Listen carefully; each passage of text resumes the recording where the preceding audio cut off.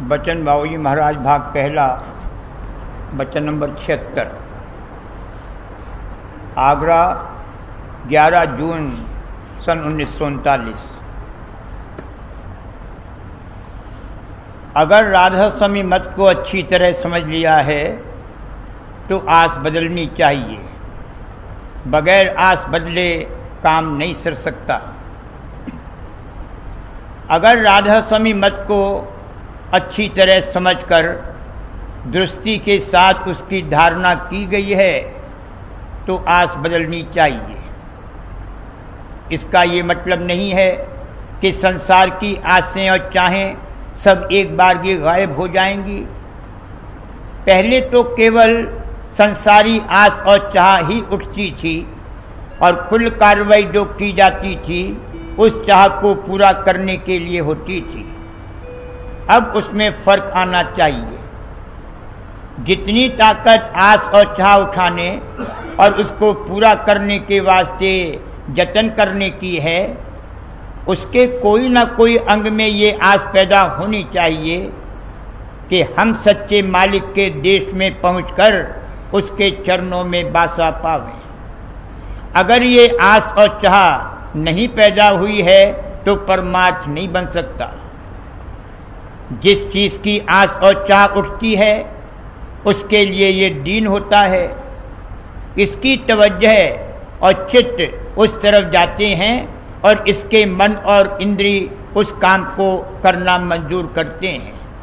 इसलिए जब तक संसारी आसें और चाहें ढीली और कम होकर सच्चे मालिक से मिलने की सच्ची आस और अभिलाषा न पैदा हो, तब तक परमात्मा कैसे बन सकता है।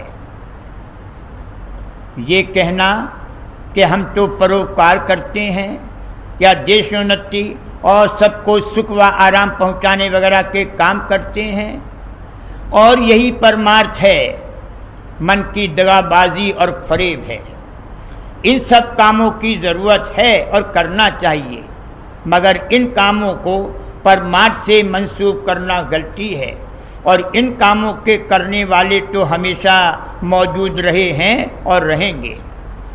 अगर इसको अपने जीव के सत्य कल्याण की चाह पैदा हुई है तो इसको इन कामों में नहीं पचना और खपना चाहिए।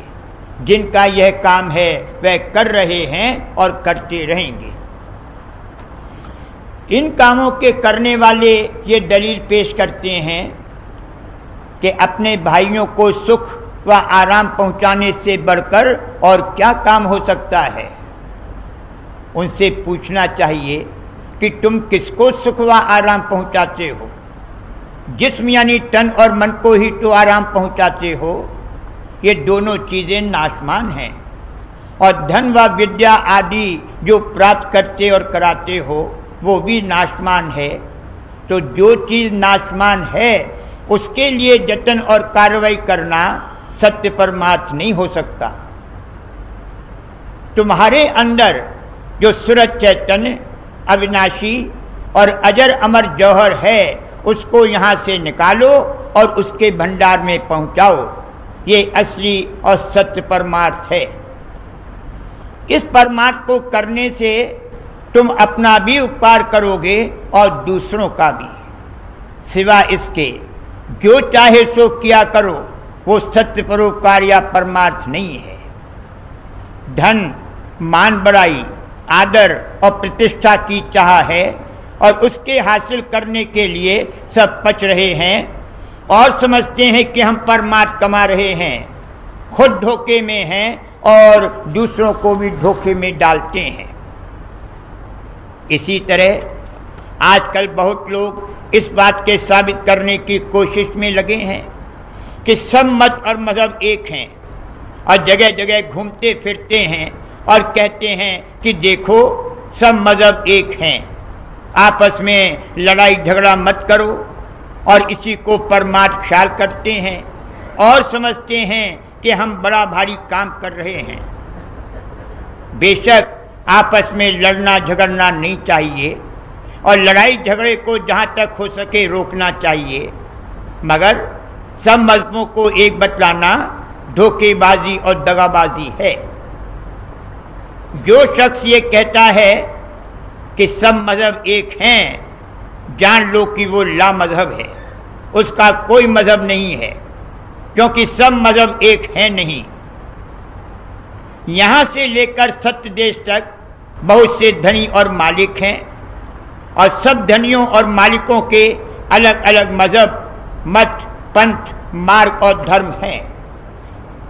उन लोगों का कहना है कि किसी भी रास्ते से चलें, सब एक जगह ही पहुंचेंगे। जैसे एक दायरे की किसी भी रेडियस पर चलें, मरकज में ही पहुंचेंगे। ये सरासर अंधेर है। रचना सतह यानी प्लेन सरफेस पर नहीं है कि दायरे से मुशावरत दी जाए। सब मरकज अंतर्गत होते चले गए हैं। जिस मरकज और केंद्र से जो धार निकली है, उस धार पर चलने से बेशक उस मरकज पर पहुंच जाएगा, मगर जो मरकज उसके अंतर्गत और ऊपर है वहां नहीं पहुंच सकता। कहने का मतलब ये है कि ये सब खुराफात का रवैया हैं, परमार्थ से खाली हैं। जब तक आस नहीं बदलेगी, परमार्थ हरगिज हरगिज नहीं बन सकता। इस देश की आस ही तो थी जो उसको यहां लाई है, आस की आड़ में यहां आया है। अगर सच्चे मालिक की आस पैदा हो जावे तो न रास्ते के तोशी का फिक्र करे और न मन की चंचलता का फिक्र करे, काम बन जाएगा। आस का बदलना ही खास चीज है। जिसकी आस उत्पन्न हो जाएगी उसको तन मन धन तीनों अर्पण कर देगा। किसी भी देश में हो, वहां के स्थूल मसाले का भांडा जिसमें मन और सूरत आन कर विराजते हैं, तन है। चाह और आस उठाने वाला जो है वह मन है, और उसको पूरा करने को जो सामान मुहैया किया जाता है वो धन है। आस के अनुसार बास मिलता है, यानी जो आस जहां आकर पूरी हो सकती है वहां जन्म लेता है, और मन जो फुरना उठाता है, यानी मन के द्वारा उस आस ने जो अपना इजहार किया है वो मनसा है। मनसा मुड़े और आशा छूटे तब परमार्थ बन सकता है। इसलिए अपनी रूह को फैज पहुंचाने के हर एक सच्चे ख्वाहिशमंद को चाहिए कि सब प्रपंच छोड़कर आशा और मनसा को बदलने और मोड़ने में जतन और मेहनत करे। इस देश में जब तक रहना है सभी काम करने पड़ेंगे, मगर जितना जरूरी हो उतना करे, और ईमानदारी से व अपने हाथ की मेहनत की कमाई से जो कुछ मिले उसमें सब्र के साथ गुजारा करे। ज्यादा धन और सामान इकट्ठा करने की तृष्णा न बढ़ावे। इसको अपनी तकदीर व भाग्य के हवाले करके मालिक की प्राप्ति के काम में अपने को लगावे। जो भाग्य में मिलने को है वो जरूर मिल ही जाएगा, इस बात का भरोसा रखे। हाय हाय करने से और इधर उधर भटकने से कुछ ज्यादा नहीं मिल जाएगा। करम कमंडल कर गहे तुलसी चहु दिस धाय, सरिता सागर कूप जल बूंद ना अधिक समाए। कर्मों का कमंडल जो बन गया है उसको चाहे समुद्र में डुबोवे, चाहे नदी में और चाहे कुएं में, जितना पानी उसमें समा सकता है उतना ही समाएगा, एक बूंद ज्यादा नहीं आ सकती। इसलिए संसार के हानि लाभ को तकदीर पर छोड़कर और उस तरफ से किसी कदर निश्चिंत होकर मालिक के चरणों की आशा को पुष्ट और संसारी आसों और चाहों को ढीला और कम करते जाना चाहिए। वचन नंबर 77। आगरा 19 जून सन 1939। भक्तों के साथ दुनिया में जुल्म और उपाधि। भक्तों के साथ दुनिया हमेशा से उपाधि करती रही है, जैसे कि पलटू साहब ने इस कड़ी में कहा है, पलटू नाहक भूखता जोगी देखे स्वान, जगत भगत सो बैर है चारों जुग पर मान। संत साध महात्मा और भक्तजनों को दुनिया ने हमेशा तंग किया, हर तरह से उनको तकलीफ दी और दुनियादार बराबर इस बात के जतन करते रहे कि जिसमें सच्चे परमात्मा की कार्रवाई जारी न होने पावे।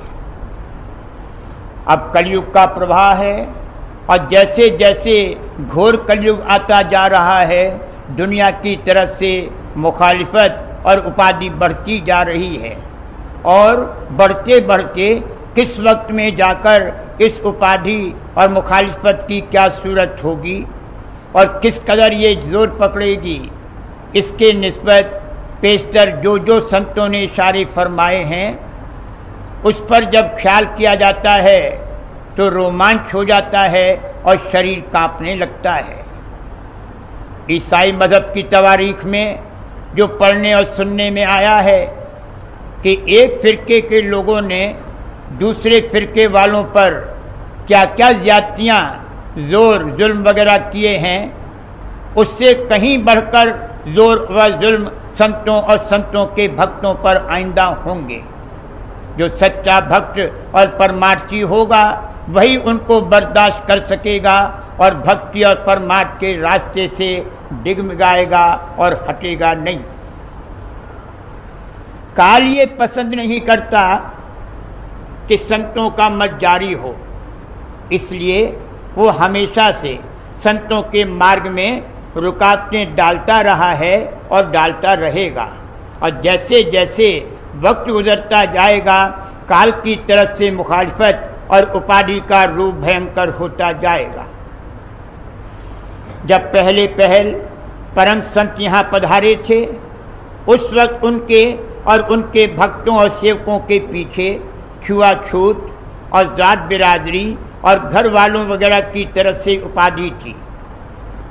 जात बिरादरी वाले और घर वाले लोग रोकते थे और बिघन डालते थे कि जिसमें सच्चा सत्संग न खड़ा होने पावे और वहाँ कोई जाने न पावे। जो भक्त और सेवक वहाँ जाते थे उनको उनके जात बिरादरी और घर वाले लोग तंग करते थे, तकलीफ देते थे, सैकड़ों तरह की बातें करते थे कि वहाँ ऐसा होता है और वैसा होता है, यह किया जाता है और वो किया जाता है, बदनाम करते थे, हंसी उड़ाते थे। और अब वो बंद नहीं हो गया है। जहाँ सच्ची भक्ति और परमार्थ की कार्रवाई हो रही होगी वहाँ ये सब उपाधियाँ मौजूद होंगी। दुनिया ने कभी संतों और उनके भक्तों और सेवकों को चैन से नहीं रहने दिया और न रहने देगी, बल्कि रोज नई नई उपाधि पैदा करेगी। ये सब भी मालिक की मौज और मसलहत से है।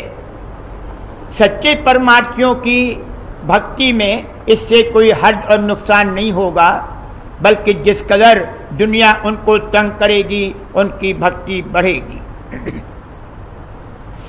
दूसरी बात ये भी है कि अगर ऐसा न हो तो सच्चे और झूठे की पहचान कैसे हो। जो सच्चे भक्त हुए हैं उन्होंने दुनिया की तरफ से क्या क्या बेइज्जती, जिल्लत, इल्लत और दिक्कत नहीं सही, सब कुछ तो उन्होंने बर्दाश्त किया। उन्होंने दिखा दिया और नमूना रख दिया कि चाहे दुनिया में नेकनामी हो या बदनामी हो, चाहे इज्जत हो या जिल्लत हो, कुछ ही हो, हमें किसी की परवाह नहीं है। जब परमार्थ में आन ठनेगी तो मुकद्दम और सर्वोपरि भक्ति और परमार्थ ही रहेगा, चाहे हमारी दुनिया मलिया मेट हो जाए। और जिन्होंने भक्ति की उन्होंने अपना संसार मलिया मेट कर ही दिया। संसार और परमार्थ साथ साथ नहीं चल सकते, मगर दिखावे और नमूद के लिए ख्वामख्वाह तोड़फोड़ की कार्रवाई नहीं करनी चाहिए। अपने ऊपर ख्वामख्वाह कोई फिसाद नहीं लेना चाहिए। ये जरूर है कि वक्तन फवक्तन ऐसे मौके आवेंगे जब मालूम हो जाएगा कि किस कदर भक्ति है। जिसमें भक्ति होगी वही तख्त पर बैठाया जाएगा, जिसमें भक्ति नहीं है, ढोंगी और कपटी है, उसको झाड़ू देने के लिए भी नहीं रखा जाएगा। घर वालों और जात बिरादरी वालों से बढ़कर जोर जुल्म रोजगारियों की तरफ से हुआ है और होता रहेगा। रोजगारियों से मतलब उन लोगों से है जो परमार्थ और मजहब के नाम पर अपना रोजगार चलाते हैं और जीवों को धोखा देकर और भरमाकर अपना मतलब निकालते हैं। और जो शख्स उनकी रहनुमाई में चलते हैं वह भी रोजगारी ही हैं। उनको भी परमार्थ और जीव के कल्याण की फिक्र नहीं है। दुनिया का स्वार्थ और मतलब पूरा करने की चाह है। वे सब निपट-स्वार्थी और दुनियादार हैं। वो जमाना जिसका ऊपर जिक्र किया गया है अभी नहीं आया है, बड़ी दूर है। मगर हाल ही के पिछले जमाने की तवारीख देखने से मालूम होगा कि दुनियादारों ने संसार महात्माओं में से किसी को सूली पर चढ़ाया, किसी की खाल खिंचवाई और न मालूम क्या क्या जुल्म किए। वो सच्चे भक्त और संसार महात्मा थे, बर्दाश्त कर सकते थे। हाल के जीवों की ताकत नहीं है। भक्ति करना हर एक का काम नहीं है, किसी चौड़ी छाती वाले का काम है। इससे ये मतलब नहीं है कि सैंडो पहलवान की तरह लंबा चौड़ा सीना हो, बल्कि इससे मुराद ये है कि हृदय चक्र पर जो कमल है वो पूरा खिल जावे, बढ़ जावे, बड़ा हो जावे। हृदय चक्र के नीचे पशुवत स्वभाव और खवास रहता है। जब हृदय चक्र पर आवे तब नर बने। मनुष्य चोले में आ जाने से ही नर नहीं कहला सकता। अगर पशुवत स्वभाव है तो मनुष्य हुआ तो क्या पशु ही है और पशुवत ही कार्रवाई होगी। नर को तो नर अवतार करके कहा है। भक्ति करना महाकठिन है। राधा समिध्याल ही अपनी दया से करावें तो बन सकती है। जब राधा समिध्याल परम संत स्वरूप धारण करके पधारे तो ऐसा राज और हुकूमत मौज से कायम हुआ कि जिसमें मजहब की आज़ादी है। अपने घर में बैठकर चाहे जिस मजहब को मानो और जो चाहे सो करो, सरकार दखल नहीं देती। ये आज़ादी नवाबों और बादशाहों के वक्त में न थी। उस वक्त साफ साफ फक्कड़पने से कहने की सजा सूरी थी। और जिन्होंने साफ साफ कहा कि जिस खुदा को दुनियादार मानते और पूछते हैं वो सच्चा खुदा और मालिक हकीकी नहीं है, उनको सूली पर चढ़ा दिया गया। वो वैसी नाजिल शाही इस वक्त नहीं है, मगर दुनियादारों को सच्चे परमार्थ से जो कुदरती दुश्मनी है वो कहीं चली नहीं गई है, बराबर मौजूद है, बल्कि बढ़ रही है। और यही बढ़ते बढ़ते किसी वक्त में जाकर बड़ा भयंकर रूप लेगी। पृथ्वी के और मुल्कों में और खासकर यूरोप में बहुत पहले से कुछ ऐसे सामाजिक, राजनीतिक और आर्थिक परिवर्तन हुए हैं और हो रहे हैं कि ज़माने में एक नई लहर पैदा हो गई है और उसका असर अब हिंदुस्तान में भी आना शुरू हो गया है। उन लोगों का कहना है कि अमीर गरीब, छोटे बड़े और ऊंच नीच का भेदभाव नहीं रहना चाहिए और इसी तरह मर्द व औरत के भी हक बराबर समझने चाहिए। झूठ बोलकर और धोखे व फरेब से किसी का माल छीन लेना और जोर व जुल्म करना खराब बात है और इसको रोकने की कोशिश करनी चाहिए। इसी तरह मसनूई फर्क जो यहाँ पैदा हो गया है, मसलन यह है कि चाहे आचरण चमार से भी बदतर हो, लेकिन अगर ब्राह्मण का लड़का है तो उसका आदर किया जाता है और उसको उच्च समझा जाता है, मगर चमार का लड़का जिसके आचरण चाहे बहुत शुद्ध हो, नीच ख्याल किया जाता है और उससे नफरत की जाती है। इस तरह की खराब प्रथाओं का उठना जरूरी है और उसके लिए कोशिश करना ठीक है। मगर जो फर्क और ऊंच नीच या बड़े छोटे का भाव कुदरत की तरफ से है, वो कैसे दूर किया जा सकता है और उसके लिए कोशिश करना अंधेर है। एक सूरत सहजल कमल से आई है, दूसरी त्रिकुटी से आई है, तीसरी दशम द्वार से आई है। वो सब एक नहीं हो सकती, उनका दर्जा बराबर नहीं हो सकता, उनमें कुदरती फर्क है। इसी तरह मर्द और औरत का दर्जा बराबर नहीं हो सकता। मर्द बच्चे नहीं जन सकता, जनने का काम औरत का ही है। उन लोगों को ठीक ठीक भेद और हाल मालूम नहीं है, और अगर उनसे कहा जावे तो उनकी समझ में नहीं आ सकता। औरत के ऊपर के चक्र हायर सेंटर बनस्पत मर्द के कम डेवलप्ड जगे हुए होते हैं। सब चक्र कमल और पद्म बने हुए तो होते हैं, मगर दशम द्वार से ऊपर के चक्र स्त्री टोले में नहीं जगाए जा सकते। इसलिए स्त्री टोले में दशम द्वार के ऊपर गति नहीं हो सकती।